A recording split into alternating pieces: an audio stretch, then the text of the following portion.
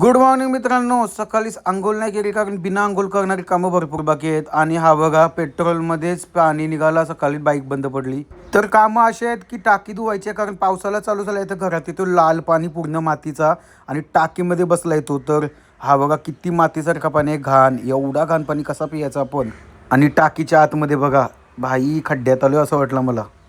आणि हा काल भरलेला पाणी पूर्ण टाकी एमटी होती. आणि नळाचं पाणी बघा कसं आलं, या लाल घाण चिखोल. काय बोलू या पाण्याला मी तर टेन्शन आलं म्हणून बसलो. मम्मी बोलते हा पाणी आपण पूर्ण खाली करूया.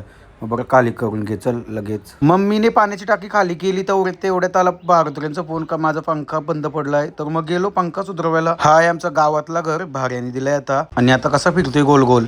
तर आज पण गेलो घरी म्हणून नारळ आणले. आज पण नारळीवरून खूप छान लागतात नारळी. नारळ पिल्यावर थोडी एनर्जी आली. तर मग बरं आता भारतुऱ्यांची दुसरी एक टाकी आहे ती पण धुऊ चल. तर मग गेलो ती टाकी धुवायला. तर टाकीत थोडा पाणी होता तर बरं भारतुऱ्यांना वरती लावतो म्हणजे त्यांना तेवढं यूज करायला होईल. तर मग वरती आलो आणि पाणी लावलं पत्र्यांवर. भरपूर आरामात चालत होतो. 80 किलोचे जास्त वजन आहे माझं.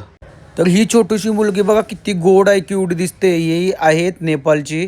तर ती त्यांची मुलगी आहे आणि बघा किती भारी दिसते आणि खूप छान पण आहे ती.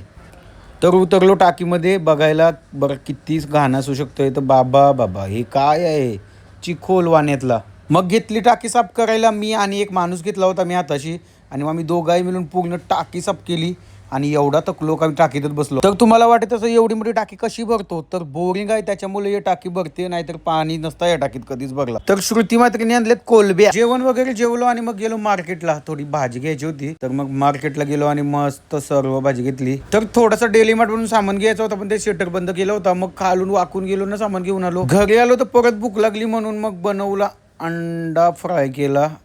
एकदम सॉफ्ट सॉफ्ट झालंय. तर खूप पाणी घाण येतोय त्याच्यामुळे थोडा फिल्टर करून प्या पाणी, मी असं सांगेन. आणि अशा प्रकारे आपला ब्लॉग संपला. भेटू आता नेक्स्ट ब्लॉग मध्ये. Bye bye.